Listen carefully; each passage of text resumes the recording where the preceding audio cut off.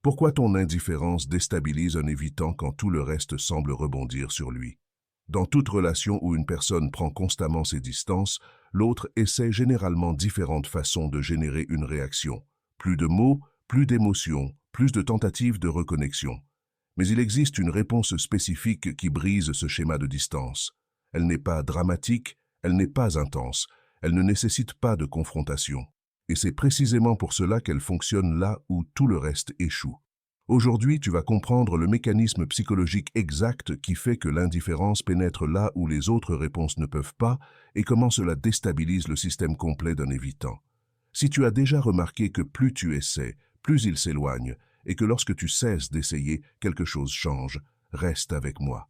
La question semble simple au départ, mais la réponse révèle quelque chose de fondamental sur le fonctionnement de l'esprit de quelqu'un avec des schémas évitants. Pour comprendre pourquoi l'indifférence possède ce pouvoir spécifique, tu dois d'abord comprendre ce qui fait que toutes les autres réponses échouent si systématiquement. Quand tu te mets en colère contre un évitant, quand tu pleures, quand tu exprimes ta frustration ou ton besoin, tu actives exactement le système qu'il a perfectionné pendant des années. Chacune de ces réactions émotionnelles s'inscrit parfaitement dans son récit interne sur les relations. Les gens exigent, font pression, ont besoin, réagissent.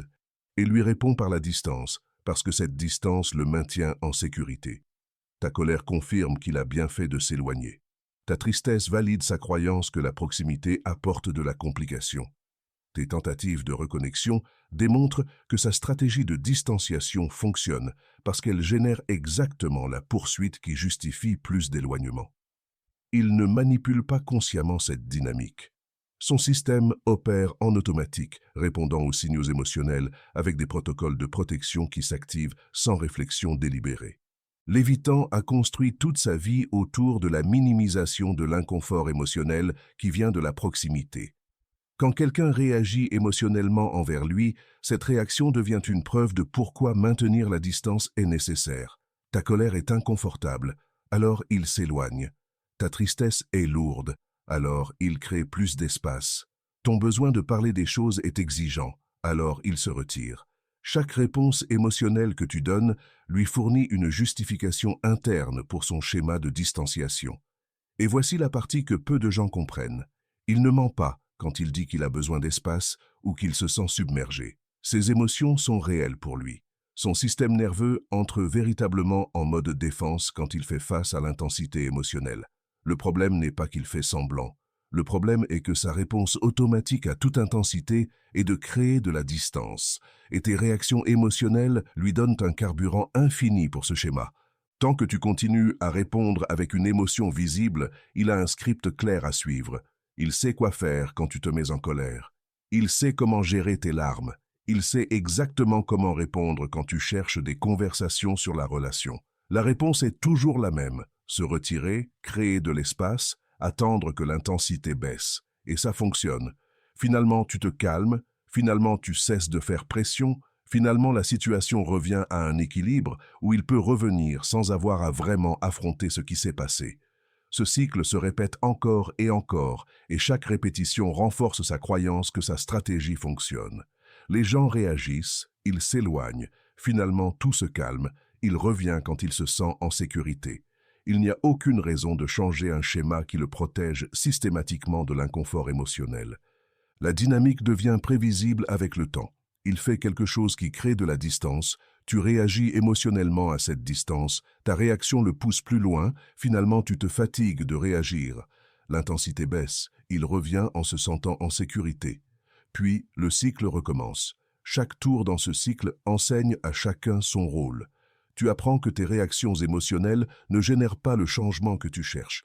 Il apprend qu'il peut gérer l'intensité émotionnelle simplement en l'attendant dehors. Aucun de vous deux n'obtient ce dont vous avez vraiment besoin, mais le schéma devient si familier qu'il continue de fonctionner simplement parce qu'il est connu. L'évitant se sent en sécurité dans sa capacité à réguler la proximité par la distanciation. Tu te sens piégé dans un cycle où ton investissement émotionnel ne semble pas avoir de retour cohérent. Ce qui maintient ce cycle actif, c'est la prévisibilité. L'évitant peut anticiper ta réaction émotionnelle. Il sait que quand il s'éloigne, il y aura une forme de poursuite ou d'expression émotionnelle de ta part. Cette prévisibilité lui donne un sentiment de contrôle. Pas un contrôle sur toi spécifiquement, mais un contrôle sur le niveau d'intensité émotionnelle qu'il doit gérer dans la relation. Quand il sait qu'il peut t'éloigner émotionnellement par sa distanciation physique ou émotionnelle et que finalement tu reviendras quand l'intensité baissera, il a un système qui fonctionne parfaitement pour ses besoins de régulation. Ton schéma de poursuite devient partie intégrante de son schéma de distanciation. L'un ne fonctionne pas sans l'autre. Maintenant, entre l'indifférence. Et c'est là que tout son système se désorganise. L'indifférence n'est pas de la colère déguisée. Ce n'est pas de la tristesse contenue. Ce n'est pas un jeu psychologique où tu fais semblant de ne pas t'en soucier tout en espérant secrètement qu'il réagisse.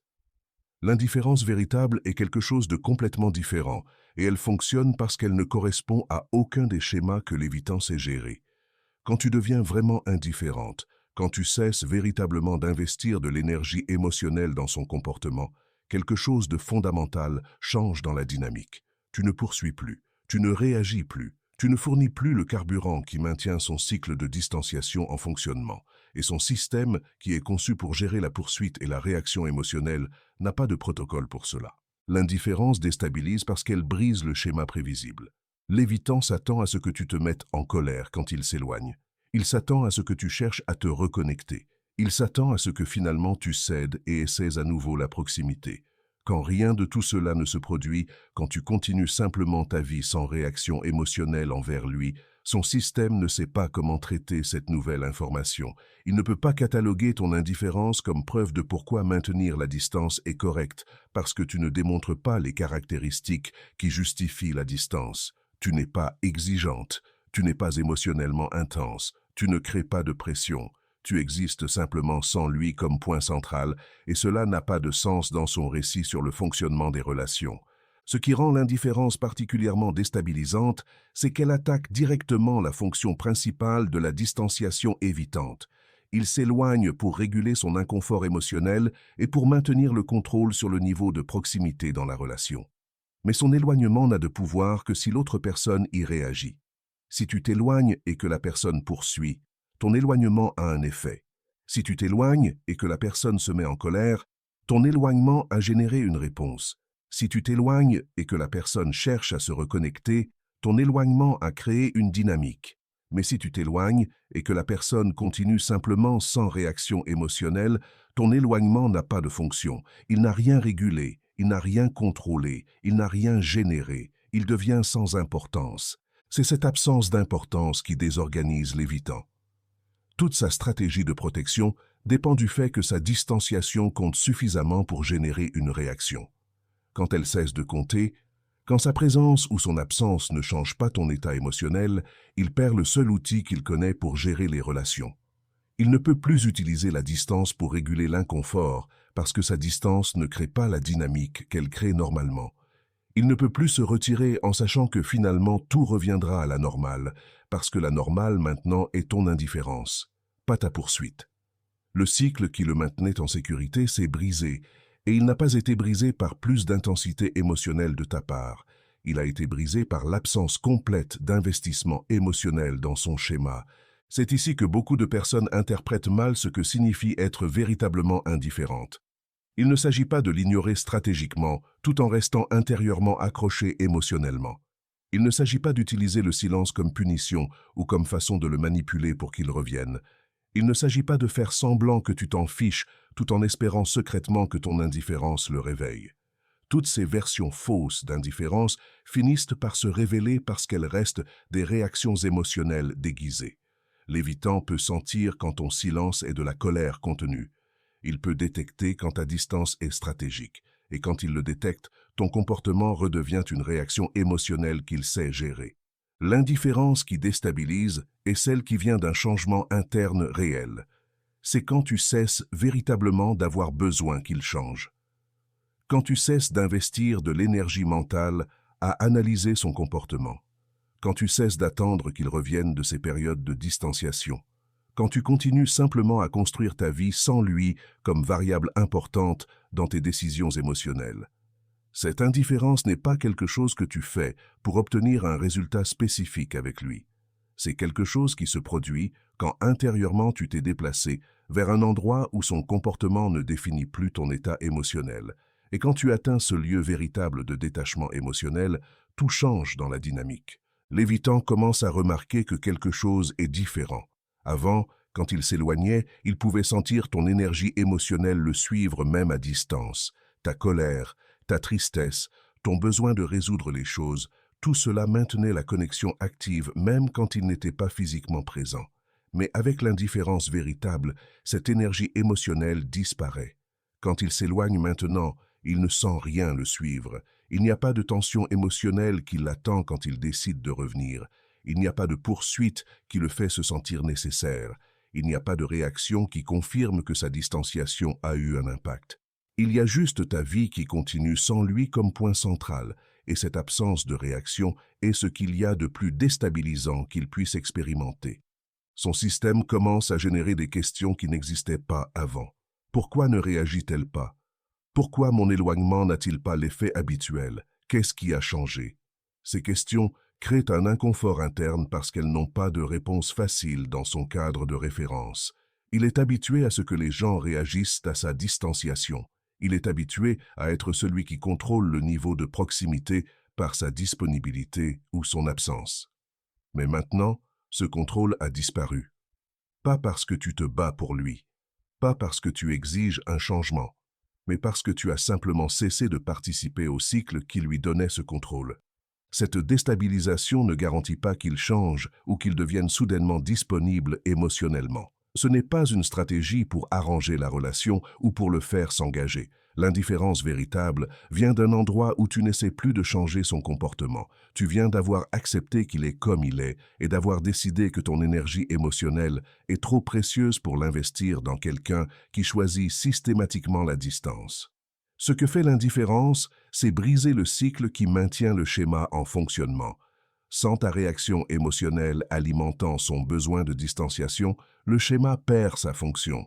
Et quand le schéma perd sa fonction, il doit affronter quelque chose qu'il a passé des années à éviter, la possibilité que sa stratégie de protection le laisse véritablement seul.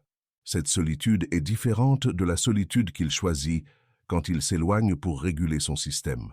Cette solitude était temporaire, contrôlée, avec la sécurité qu'il pouvait revenir quand il se sentait prêt. Mais la solitude qui vient de ton indifférence véritable n'a pas cette sécurité. Il n'y a pas de garantie que tu seras là quand il décidera qu'il est prêt pour la proximité à nouveau. Il n'y a pas de certitude que ta porte reste ouverte à l'attendre. Cette incertitude est ce qui désorganise son système de protection, parce que tout son système dépendait de pouvoir réguler proximité et distance à son rythme, sachant que l'autre personne serait disponible quand il choisirait d'être présent. Ton indifférence élimine cette garantie. La perte de cette garantie change fondamentalement son expérience de la relation. Avant, il pouvait s'éloigner en sachant qu'il avait un endroit sûr où revenir quand il le déciderait. Ta disponibilité émotionnelle était constante, même quand lui ne l'était pas. Cela lui donnait la liberté d'aller et venir selon ses besoins de régulation émotionnelle. Mais quand tu deviens véritablement indifférente, cette disponibilité constante disparaît. Il ne peut plus compter sur le fait que tu seras émotionnellement investi quand il reviendra.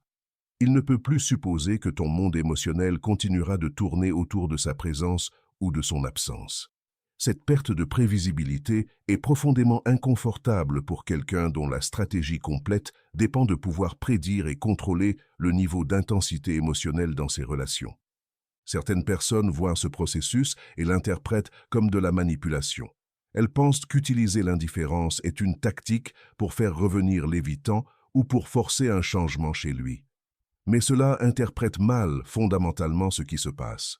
L'indifférence véritable n'est pas une tactique. C'est le résultat naturel de cesser de tolérer un schéma qui ne sert pas ton bien-être émotionnel. C'est ce qui se produit quand tu te fatigues de poursuivre quelqu'un qui choisit systématiquement de s'éloigner.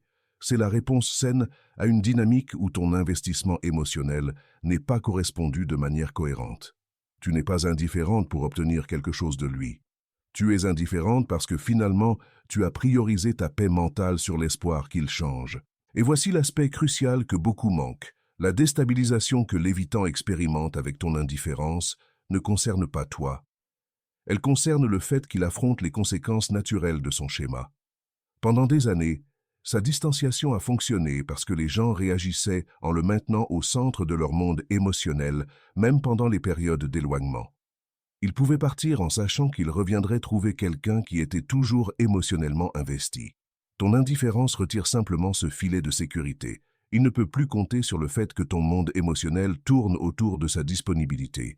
Il ne peut plus utiliser sa présence et son absence comme outil pour réguler la dynamique. Il n'a plus le pouvoir qui venait de savoir qu'il comptait assez pour générer une réaction émotionnelle constante. Cette perte de pouvoir est ce qui crée la déstabilisation interne. Pas parce que tu fais quelque chose pour lui enlever du pouvoir, mais parce qu'il affronte la réalité que sa stratégie de protection a un coût réel. Ce coût est la connexion véritable. Ce coût est que finalement les gens cessent d'investir dans quelqu'un qui choisit systématiquement la distance. Ce coût est de rester seul non par choix temporaire, mais parce que son schéma a éloigné quelqu'un qui n'est plus disposé à attendre. Et affronter ce coup sans pouvoir blâmer ta réaction émotionnelle comme justification pour son éloignement est profondément inconfortable pour son système. L'évitant peut gérer ta colère parce que ta colère justifie sa distance.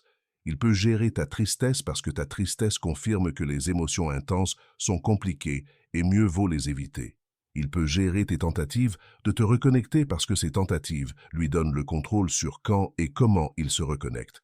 Mais il ne peut pas gérer ton indifférence parce que ton indifférence ne lui donne rien qui justifie son schéma. Tu n'es pas émotionnellement intense, tu n'es pas exigeante, tu n'es pas compliquée. Tu es simplement parti émotionnellement, et il reste avec la question inconfortable de pourquoi sa stratégie qui était censée le protéger l'a maintenant laissé véritablement seul sans pouvoir pointer ton comportement comme raison. C'est la différence fondamentale entre toutes les autres réponses et l'indifférence. Toutes les autres réponses lui donnent du matériel pour travailler. Ta colère lui donne une raison de s'éloigner davantage. Ta tristesse lui donne la preuve que les émotions sont accablantes. Tes tentatives de résoudre les choses lui donnent l'opportunité de se retirer jusqu'à ce qu'il se sente prêt. Mais ton indifférence ne lui donne rien. Il n'y a rien à réguler, rien à éviter, rien à gérer. Il y a juste une absence là où il y avait de l'investissement émotionnel, et cette absence le force à regarder son propre schéma sans pouvoir utiliser ta réaction comme distraction. Beaucoup d'évitants n'arrivent jamais à ce point de confrontation interne parce que les personnes dans leur vie continuent de réagir émotionnellement, continuent de poursuivre, continuent d'attendre. Et tant que cela se produit, ils peuvent maintenir leur récit selon lequel ils s'éloignent parce que les autres personnes sont trop intenses, trop exigeantes, trop émotionnelles. Ton indifférence retire ce récit. Tu n'as pas été trop intense, tu n'as pas été trop exigeante, tu es simplement parti. Et partir silencieusement sans drame ni réaction émotionnelle est quelque chose que son système ne sait pas comment traiter dans ces cadres établis. L'important est de comprendre que ce processus de déstabilisation n'est pas ta responsabilité de créer, ni ton travail de gérer. Tu ne devrais pas devenir indifférente comme stratégie pour l'aider à grandir ou pour le forcer à affronter ses schémas. Tu devrais devenir indifférente parce que c'est la réponse naturelle et saine à investir de l'énergie émotionnelle dans quelqu'un qui choisit systématiquement de s'éloigner. La déstabilisation qu'il expérimente est simplement le résultat de ses propres choix, rencontrant leurs conséquences naturelles. Tu ne le punis pas avec l'indifférence. Tu te protèges de continuer un cycle qui nuit à ton bien-être émotionnel. Et voici la vérité finale. L'indifférence ne déstabilise que quand elle est véritable. Si tu es indifférente comme tactique tout en restant intérieurement accroché, il le sentira. Si tu utilises le silence comme façon de manipuler son comportement, cela finira par se révéler. Si tu fais semblant de ne pas t'en soucier tout en espérant secrètement qu'il change, ton énergie émotionnelle restera présente et il aura toujours du matériel pour son schéma. L'indifférence qui déstabilise véritablement est celle qui vient d'avoir lâché véritablement l'investissement émotionnel. C'est celle qui vient d'avoir accepté qu'il est qui il est et d'avoir décidé que ton énergie va vers des personnes et des situations qui y répondent de manière cohérente. Quand tu arrives à ce lieu véritable de détachement émotionnel, quand tu lâches vraiment le besoin qu'il change ou revienne ou soit finalement présent, quelque chose change fondamentalement en toi. Tu n'attends plus. Tu n'analyses plus chaque signal cherchant des preuves de changement. Tu n'investis plus d'énergie mentale à comprendre pourquoi il fait ce qu'il fait. Tu continues simplement à avancer en construisant une vie qui ne dépend pas de sa disponibilité émotionnelle. Et ce changement interne en toi est ce qui crée le changement externe dans la dynamique. Pas parce que tu fais quelque chose pour forcer un changement chez lui, mais parce que tu ne participes plus au cycle qui maintenait son schéma en fonctionnement. La transition vers l'indifférence véritable ne se produit pas du jour au lendemain. C'est un processus qui nécessite que tu affrontes tes propres schémas d'attachement. Il nécessite que tu observes comment ton besoin de connexion t'a maintenu à investir dans quelqu'un qui n'investit pas en retour de manière cohérente. Il nécessite que tu lâches le fantasme que si seulement tu trouves les bons mots ou le bon moment ou la bonne stratégie, il sera finalement présent de la façon dont tu as besoin. Il nécessite d'accepter que son schéma de distanciation n'est pas quelque chose que tu peux réparer ou changer par ton comportement. C'est son schéma, et lui seul peut décider s'il est disposé à l'affronter et à travailler dessus. Pendant ce processus de transition, tu peux expérimenter des moments où l'indifférence se sent comme une perte. Après tout, tu lâches l'investissement émotionnel que tu as maintenu pendant si longtemps. Tu laisses partir l'espoir que les choses changent. Tu acceptes que la relation ne sera peut-être jamais ce que tu as imaginé qu'elle pourrait être. Ces sentiments de perte sont valides et naturels. Mais de l'autre côté de cette perte se trouve quelque chose de beaucoup plus précieux. Ta paix mentale. Ton énergie émotionnelle disponible pour investir dans des personnes et des situations qui te correspondent. Ta liberté de ne pas être piégé dans un cycle de poursuite et de distanciation qui ne t'a jamais donné ce dont tu avais vraiment besoin. L'indifférence véritable change aussi comment tu te relates à toi-même. Quand tu cesses d'investir toute ton énergie émotionnelle dans quelqu'un qui choisit systématiquement de s'éloigner, cette énergie te revient. Tu peux l'utiliser pour te reconnecter avec tes propres besoins, avec tes propres intérêts, avec les parties de toi que tu as peut-être négligées pendant que tu étais concentré sur maintenir une connexion avec quelqu'un qui n'était pas complètement présent. Ce retour à toi-même est partie intégrante du processus de développement d'une indifférence véritable. Ce n'est pas seulement à propos de le lâcher, lui. C'est à propos de revenir à toi. Si tu te trouves dans une dynamique avec quelqu'un d'évitant et que tu es fatigué de poursuivre, fatigué de réagir, fatigué d'attendre qu'il soit finalement présent, l'indifférence n'est pas quelque chose que tu adoptes comme stratégie. C'est quelque chose que tu développes naturellement quand finalement tu priorises ta paix mentale sur l'espoir qu'il change. Et quand tu arrives à ce lieu d'indifférence véritable, tu découvres quelque chose de libérateur. Tu n'as plus besoin qu'il change pour que tu ailles bien. Ton bien-être émotionnel ne dépend plus de ses choix de proximité ou de distance. Tu continues simplement à avancer. Et s'il décide finalement d'affronter ses schémas, c'est sa décision. S'il ne le fait pas, c'est aussi sa décision. Mais aucune de ces décisions ne définit ton état émotionnel parce que tu as déjà lâché l'investissement qui lui donnait ce pouvoir. C'est ce qui fait que l'indifférence déstabilise plus que toute autre réponse. Ce n'est pas ce que tu fais, c'est ce que tu cesses de faire. Tu cesses de poursuivre, tu cesses de réagir, tu cesses d'attendre. Tu cesses d'investir de l'énergie émotionnelle dans quelqu'un qui choisit systématiquement de ne pas être présent. Et quand tu cesses de faire toutes ces choses, il reste à affronter la réalité de ses propres choix, sans ta réaction émotionnelle comme distraction. Cette confrontation avec ses propres choix, sans personne d'autre à blâmer, sans aucune réaction émotionnelle qui justifie plus de distanciation, est ce qu'il y a de plus déstabilisant qu'il puisse expérimenter. Et pas parce que tu fais quelque chose pour le déstabiliser, mais parce que finalement tu as cessé de faire tout ce qui maintenait son schéma confortablement en fonctionnement. La beauté d'arriver à ce lieu d'indifférence véritable est que tu n'es plus piégé dans la dynamique de te demander ce que tu as fait de mal ou ce que tu pourrais faire différemment. Tu n'analyses plus chaque interaction cherchant des signes de changement. Tu n'attends plus le moment où finalement tout s'aligne et il est présent de la façon dont tu as besoin. Tu vis simplement ta vie, investissant ton énergie là où elle est correspondue, construisant des connexions qui te nourrissent au lieu de t'épuiser. Et si à un moment il décide de faire le travail interne nécessaire pour changer son schéma, ce sera son choix et sa responsabilité. Mais ton bien-être ne dépend plus de ce que cela se produise. Si cette vidéo t'a aidé à comprendre pourquoi l'indifférence véritable a plus d'impact que toute réaction émotionnelle, fais-moi savoir dans les commentaires si tu as expérimenté ce changement de dynamique quand tu as cessé de poursuivre. Mets un like si le contenu t'a servi, abonne-toi pour plus de vidéos sur les schémas d'attachement et les relations, et on se retrouve dans la prochaine vidéo. Merci de m'avoir regardé.